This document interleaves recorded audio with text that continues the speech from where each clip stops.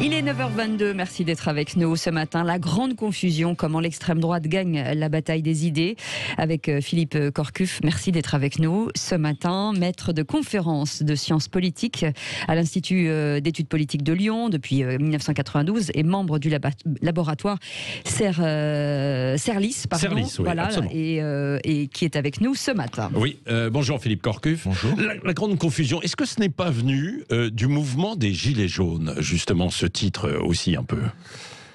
Non, il est venu un peu antérieurement. Au début, j'avais un titre universitaire un peu compliqué et puis finalement, j'ai essayé de trouver une forme plus simplifiée qui dise les formes de troubles, de désarroi. Beaucoup de gens qui pensent que tout ça, ça se mélange, c'est un peu confus. Vrai. Non, mais c'est dans la un politique, peu ça. voilà. Non, mais Philippe Corcuff, je dis ça volontairement parce que c'est vrai que dans le mouvement des Gilets jaunes, et vous l'analysez, vous le décortiquez complètement, eh bien, il y a eu une sorte de grande confusion. On ne savait pas si c'était un mouvement lié à la droite, l'extrême droite, lié à la gauche, l'extrême gauche, si c'était autre chose, un mouvement citoyen qui a été en fait évoqué. Et d'ailleurs, vous essayez avec du recul, justement, d'analyser en fait tout ça. Hein. Oui, parce que le mouvement des Gilets jaunes, il y a beaucoup de ceux qui ont été favorables. Et au tout début, les premières semaines, on peut dire que, en dehors de la majorité présidentielle, qui est en fait une minorité sur le plan électoral, de l'extrême droite jusqu'à la gauche la plus radicale, était favorable. Et la plupart de la presse aussi était favorable dans un premier temps. Bon. Oui, enfin bon, ça c'était plus mitigé quand même. Hein. Et après, c'est à partir des premières violences à Paris au mois de décembre qu'il y a eu un recul de certains où la question des violences des manifestants est venue. Mais ce que j'essaye de montrer, c'est que contrairement à beaucoup d'intellectuels de gauche qui se sont exprimés publiquement, massivement à l'époque pour, quelques-uns contre, très peu en fait.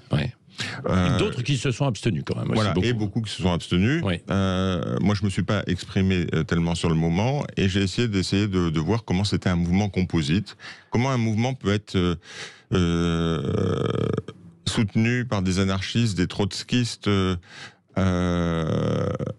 les républicains au début jusqu'à décembre, et l'extrême droite, les insoumis. Bon, qu'est-ce que c'est que ce mouvement ?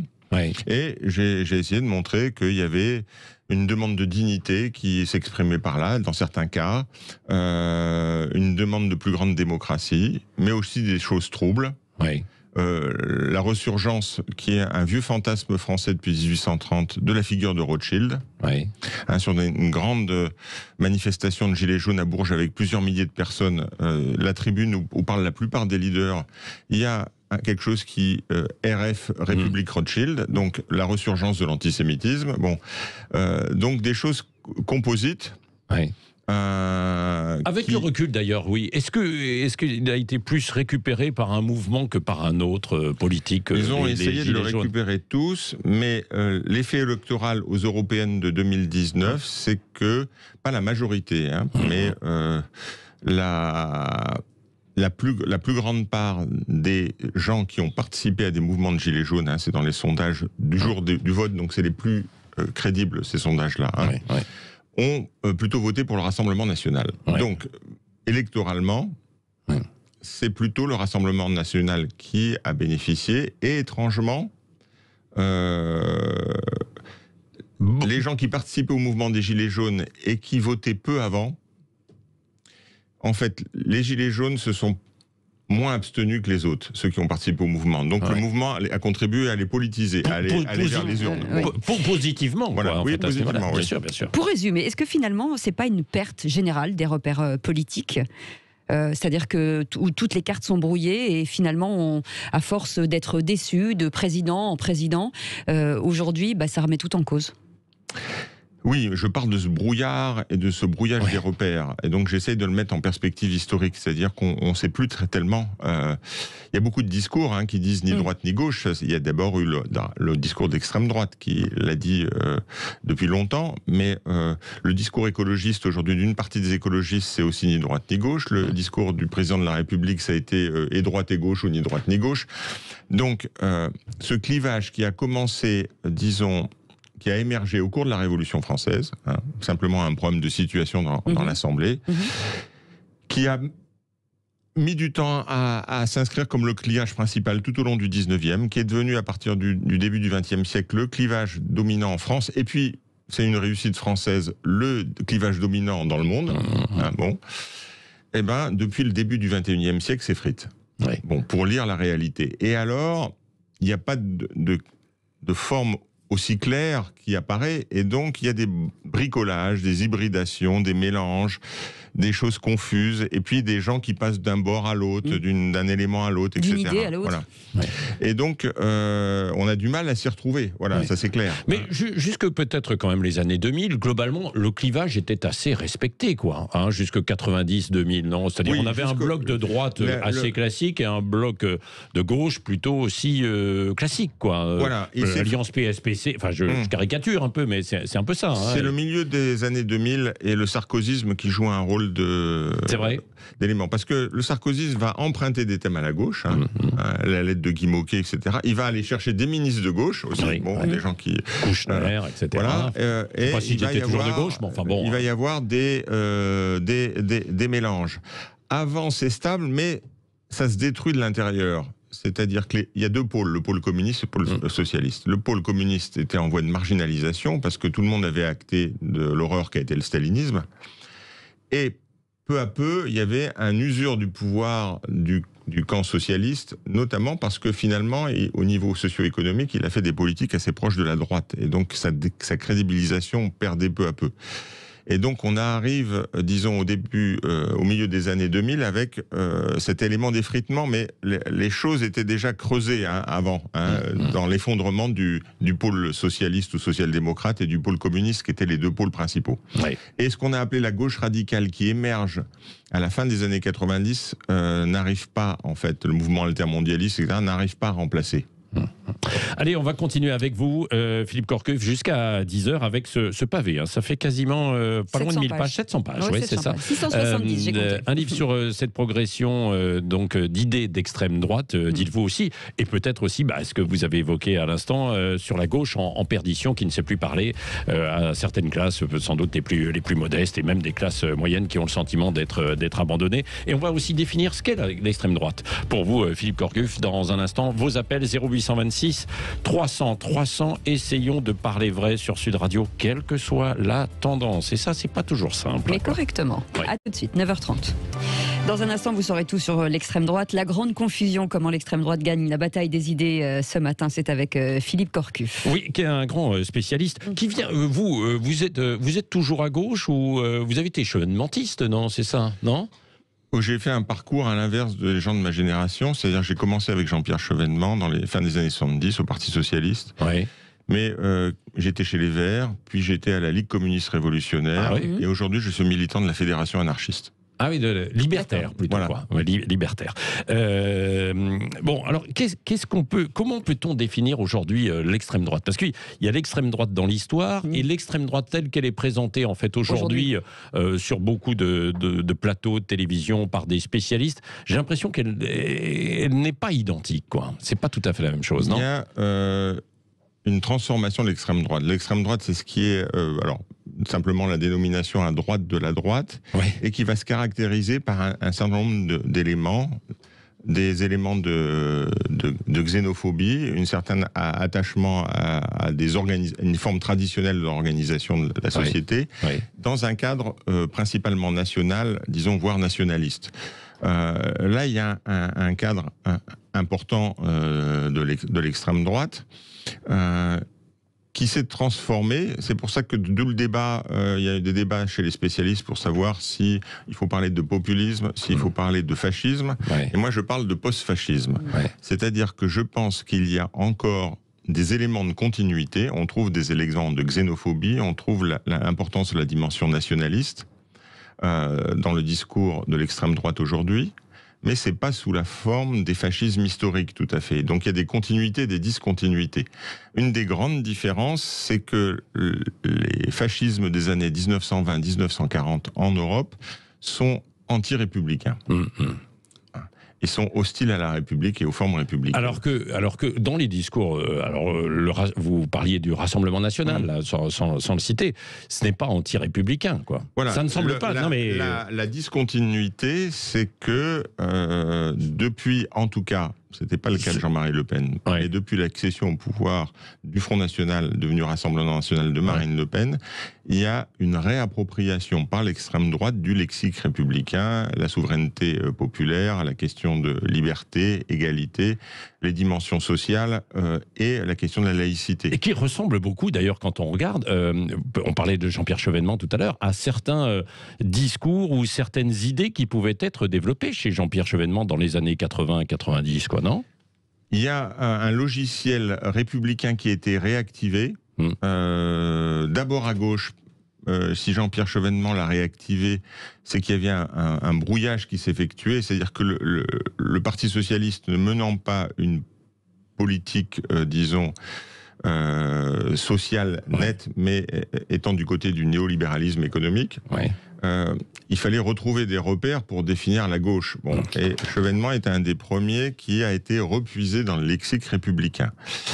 Et ce lexique républicain, d'abord réactivé par Jean-Pierre Chevènement, disons, s'est étendu, est devenu transversal, a eu des échos à droite et à l'extrême droite. Ça fait partie de ce que j'appelle dans le livre le confusionnisme. Pourquoi le confusionnisme? C'est parce que comme le clivage droite-gauche est en recul et est devenu flou, dans les nouveaux bricolages qui apparaissent, il va y avoir des associations entre des thèmes d'extrême droite, de gauche modérée, de gauche radicale. C'est ça que j'appelle confusionnisme. C'est un nouvel espace qui essaye de constituer quelque chose sur la base du brouillard actuel. Non, mais ça, c'est... Juste une question de néophyte. Et quel est le problème, en fait? Quel est le problème de se dire, finalement, on prend le meilleur, chaque individu prend le meilleur de tout le monde? Qu'est-ce que ça peut générer? Ça se fait pas de manière rationnelle comme ça, où on irait chercher dans les traditions des uns et des autres des éléments, et on pourrait construire de manière cohérente.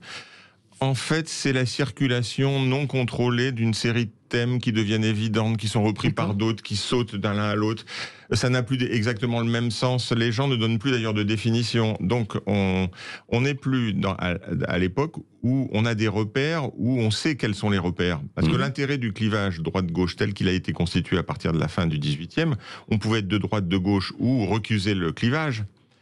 Mais ça donnait un cadre, une boussole relativement claire. Tandis que ces nouveaux bricolages n'ont pas rompu avec le flou. C'est mouvant, c'est flou, etc. Et on ne sait plus, d'une certaine façon, qui on a affaire. On entend un discours à un moment donné de quelqu'un, on a l'impression qu'il dit des choses intéressantes sur la laïcité, par exemple. Moi, je suis attaché à la laïcité. Et puis, à un moment, sur les réseaux sociaux, etc., à un moment donné, surgit Rothschild, et puis on se découvre que c'est un discours antisémite. Donc, on trouve un discours qui critique le néolibéralisme, on dit tiens, ça c'est altermondialiste, et puis finalement, on a affaire à des gens qui pensent qu'il y a un complot musulman. Et alors, on a tiré un fil, on croyait qu'il y avait quelque chose d'intéressant, puis on tire un peu plus, et puis ça devient la panade. Non, mais complètement. Donc c'est ça, on est perdu, et ça manque de boussole. C'est ce que vous essayez de déterminer, même si vous dites justement que c'est la grande confusion. Il y a des auditeurs en ligne pour vous, hein, Philippe Corcuff. 0826 300 300 avec Grégory qui nous appelle de Paris. Bonjour Grégory. Bonjour Grégory. Bonjour à tous. Bonjour. Quelle est votre réaction ? Alors moi, quelques points sur les gilets jaunes. C'est pas parce qu'on critique la loi de 1973, dit la loi Rothschild, qu'on est antisémite, déjà d'une. Après, si l'extrême gauche n'était pas du tout pour les gilets jaunes au début, il suffit de voir les discours de la CGT et de M. Mélenchon et consorts. Et s'il y a eu du bordel à Paris, et surtout que dans les grandes villes, parce que dans les campagnes, il n'y avait strictement rien pour les gilets jaunes, c'est le fait des idiots utiles du pouvoir qui sont les antifas et les anarchistes. Donc c'est tout. Après, j'aime bien votre... C'est rigolo d'entendre votre... C'est assez rigolo d'entendre votre intervenant quand même.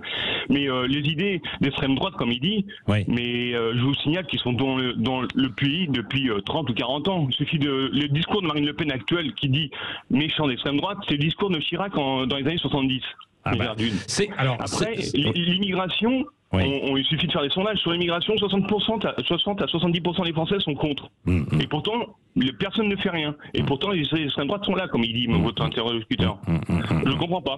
Parce que toutes les idées qui disent d'extrême droite, plus de 60% des Français sont d'accord pour les appliquer. Plus de justice, moins d'immigration, tout ça, plus de 60% des Français le veulent. Vous considérez, vous, de quel bord, Grégory? Est-ce que...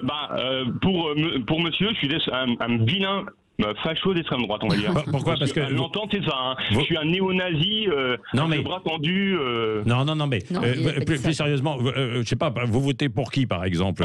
Dupont-Aignan. Dupont-Aignan, d'accord. Bon, ok. Et pas Marine Le Pen, alors, et pas Mélenchon. Au second tour, Mélenchon, surtout pas. Il est beaucoup plus dangereux que Marine Le Pen. Marine Le Pen, on va dire que c'est aussi une idiote utile, parce que franchement, pour moi, elle est nulle. Elle est incompétente, elle travaille pas ses dossiers. Elle pourrait être bonne, mais elle ne travaille pas ses dossiers. Donc, alors Grégory, très bien, restez en ligne avec nous. C'est intéressant ce que dit Philippe Corcuff, ce que dit Grégory en fait à l'instant. À la fois donc alors sur les gilets jaunes, sur l'origine, mais Grégory, c'est exactement ce qu'il définissait tout à l'heure, cette grande composition très hétéroclite, quoi. Philippe Corcuff. Ce que je dis sur les gilets jaunes, c'est que c'est composite et que c'est dans un contexte. Et c'est dans ce contexte qui mêle des choses différentes et contradictoires et qui, disons d'une certaine façon, donne de la possibilité à développement à l'extrême droite. Mais je ne pense pas que les secteurs de l'extrême droite des Gilets jaunes ont existé. Il y a, par exemple, Alain Soral, qui est une figure, disons, de l'extrême droite antisémite, a mis un gilet jaune pendant tout le mouvement sur ces éléments. Et il y a des gilets jaunes qui utilisaient la quenelle de Dieudonné, etc. Donc il y en a quelques-uns, des formes minoritaires. Ce que je veux dire, c'est que ce mouvement a baigné dans ce climat confusionniste et donc a contribué à mélanger les choses. Je ne considère pas que c'est d'extrême droite.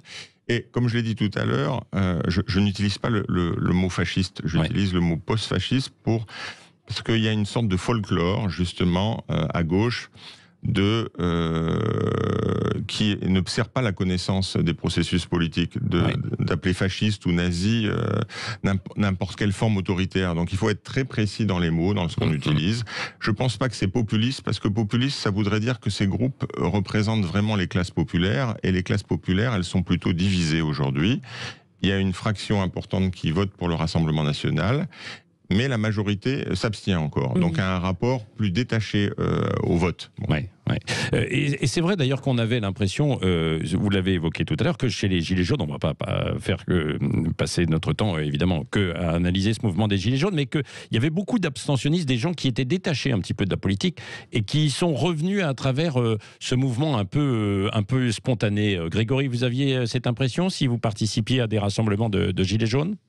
Oui, tout à fait, parce que moi j'ai fait les 2 ou 3 premières. J'ai arrêté quand les antifas sont arrivés, ils ont tout pété. J'ai arrêté, j'ai fait, je crois, les 2 premières. Après j'ai arrêté à Paris.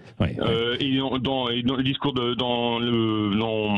les gens que je pouvais rencontrer, c'était pas un discours d'extrême gauche. C'est très clair net et précis.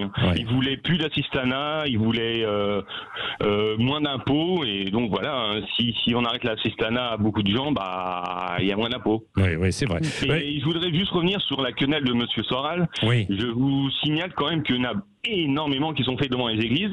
Et ils vont à Poitiers, les musulmans vont faire les quenelles à Poitiers. Donc c'est pas un geste antisémite non plus. C'est juste un truc à nous faire enculer, quoi. Désolé. Oui, c'est la grande non, mais c'est sans doute Philippe Corcuff. Bon, restons polis quand même, mais bien sûr, mais c'est sans doute la fameuse grande confusion. C'est pas étonnant que certains extrémistes musulmans fassent la quenelle, puisque le projet politique d'Alain Soral, c'est de réunir les catholiques intégristes et ce qu'il appelle les musulmans patriotes contre les juifs. Donc on est en plein dans la confusion. Et avec l'idée que, il faut savoir qu'Alain Soral est un ancien militant du Parti communiste. Et que son site, il dit la gauche du travail, la droite des valeurs. Donc il mélange complètement les choses. Et lui-même se définit comme national-socialiste français. National-socialiste. On ne passera pas plus de temps sur Alain Soral parce que même si... alors, il faut dire les choses aussi, parce que c'est Parlons Vrai sur Sud Radio. Justement, on donne la parole en fait fait, à tout le monde. Et à l'époque des Gilets jaunes, c'est vrai que nous avons donné aussi la parole à Étienne Chouard, par exemple, qui lui défendait le fameux RIC, et le référendum d'initiative, et qui était assez populaire auprès des Gilets jaunes. Et après, sur Sud Radio, à un moment donné, effectivement, nous avons arrêté, puisqu'il y a eu de la confusion aussi par rapport, en fait, à ces idées et les liens avec Alain Soral. Mais il y avait des débats sur Sud Radio qui avaient été organisés, parce que c'est ça la démocratie, c'est d'entendre en fait un petit peu tout le monde de tous bords, quoi. À partir du moment où il y a respect en fait de certaines règles. Oui, tout à fait. Ouais.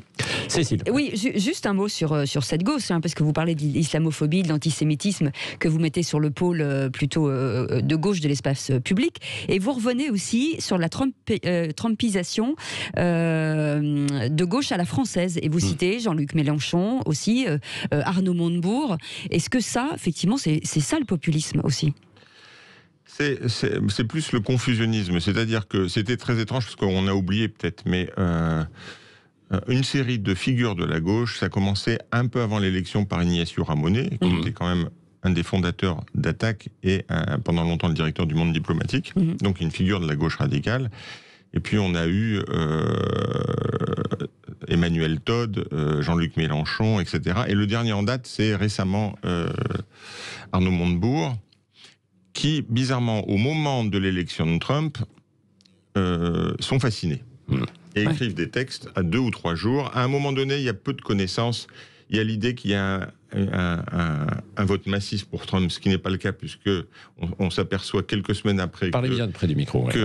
Il a 3 millions de voix de moins que Hillary Clinton, donc c'est pas si massif que ça, parce qu'il a fait moins de voix. C'est massif quand même, parce que ça reste de gros blocs. On avait l'impression qu'il avait battu. Non, il était en fait minoritaire en voix. Et les travaux qui ont été faits très vite sur les sondages des votants infirmaient ce que disaient ces gens de gauche, avec l'idée que massivement les couches populaires avaient voté pour Trump. En fait, on s'apercevait que les gens les moins diplômés avaient davantage voté pour Trump, mais les gens les moins fortunés avaient davantage voté pour Hillary Clinton. Donc c'était composite dans ce qu'on appelle les catégories populaires, entre le rapport au diplôme et le rapport au revenu.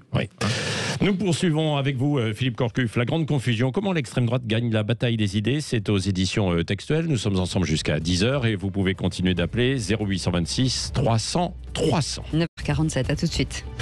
La grande confusion, comment l'extrême droite gagne la bataille des idées. Philippe Corcuff est avec nous, et toujours vos appels, vos 0826 300 300, avec Jacques qui nous appelle de Toulouse. Bonjour Jacques. Bonjour Jacques. Oui, bonjour. Bonjour à votre invité. Oui. Moi, je voudrais dire 2 choses. Bon, déjà, la première, concernant les Gilets jaunes, je pense qu'il y a un non-dit sur les Gilets jaunes, c'est que les Gilets jaunes traduisent, je dirais, une sorte de révolte de gens qui ne se sentent plus représentés parce que disqualifiés dans leur vote. Alors, c'est vrai essentiellement pour le Rassemblement national, un peu moins vrai pour la France insoumise, mais quand même.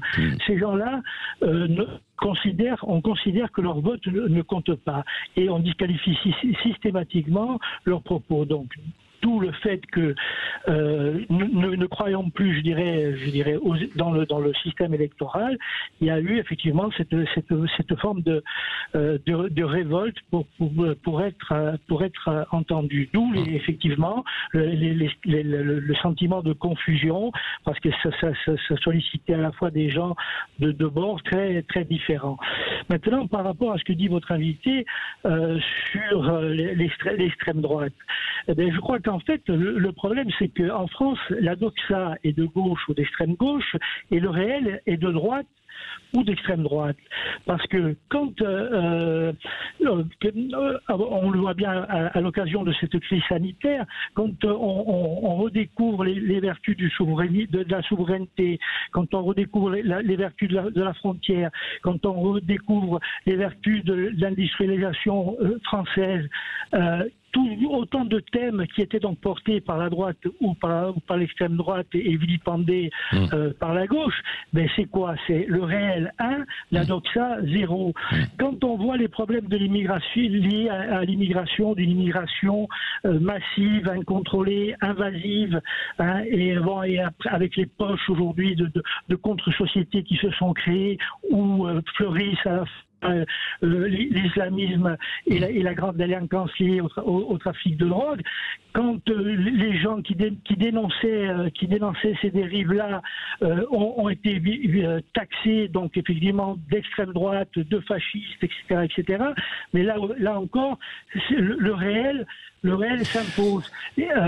Réel 2, doxa 0. Oui. Alors votre invité devrait peut-être, au lieu de disqualifier, par exemple, comme il vient de le faire tout à l'heure en disant nationalisme, et le nationalisme, il fut un temps, c'était qualifié par du patriotisme.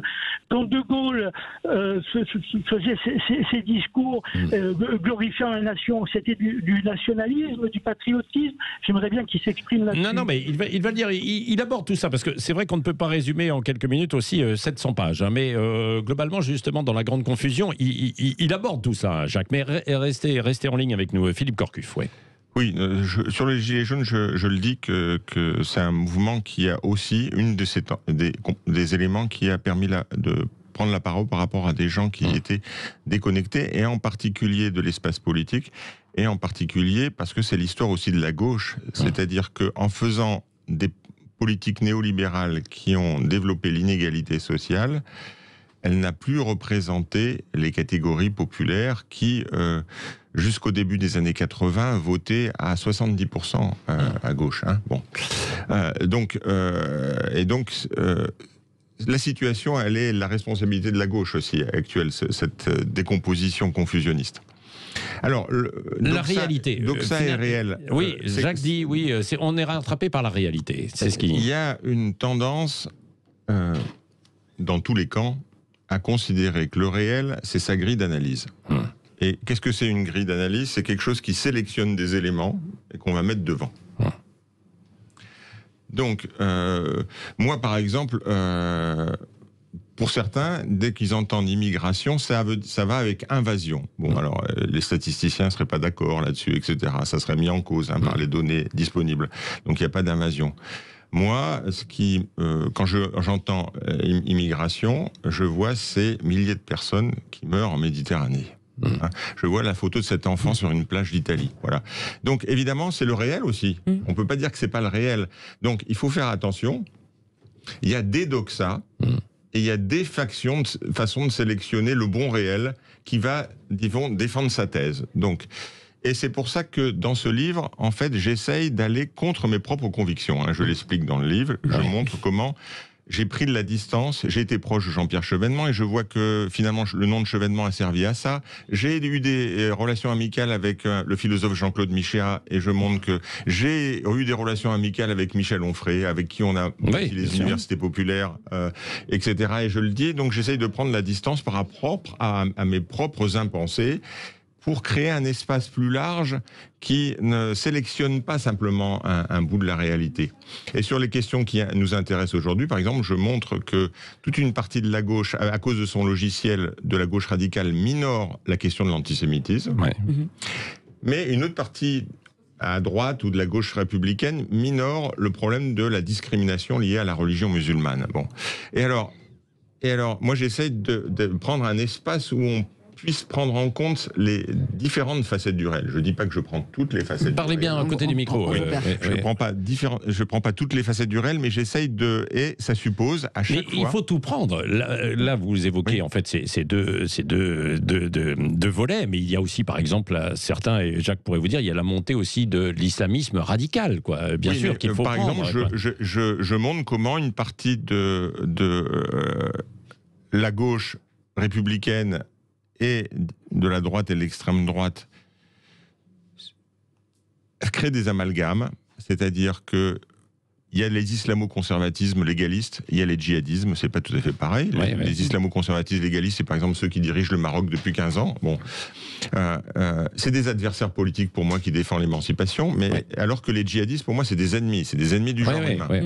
Oui, mais adversaires ennemis, on les met dans le même temps là aussi. Mais il y a une partie de la gauche qui refuse de voir le danger islamo-conservateur, soit sous sa forme légaliste, soit sous sa forme djihadiste.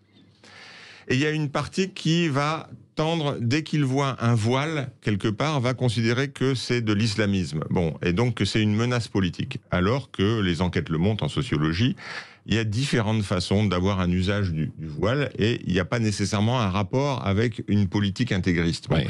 Donc, le problème, c'est qu'il peut y avoir une instrumentalisation et une utilisation. Par des groupes, certains, et pas partout. Je donne une anecdote. J'avais en co-tutelle de thèse une étudiante sénégalaise qui faisait la moitié à Paris, la moitié en France. Elle était d'une famille musulmane. Elle était voilée. Sa famille était contre le voile, très pratiquante. Et notamment sa mère était contre le voile parce que ça l'empêcherait d'avoir un mari. Elle a mis le voile pour être autonome par rapport à sa mère, aller faire une thèse en partie en France. Et pour pas se faire marier, elle a fini sa thèse. Bon, donc vous voyez, c'est un cas que j'ai connu personnellement. Et vous voyez bien, il y a des usages assez diversifiés du voile, et donc ça n'a pas forcément à voir avec l'islamisme. Et il y a des usages, des signes religieux qui ont à voir avec un peu de discernement. La grande confusion, le livre de Philippe Corcuff, 700 pages. Donc c'est un énorme boulot. C'est pas que le week-end. Voilà, c'est ça. Mais vous pouvez piocher dedans. Merci en tout cas d'être venu ce matin sur Sud Radio.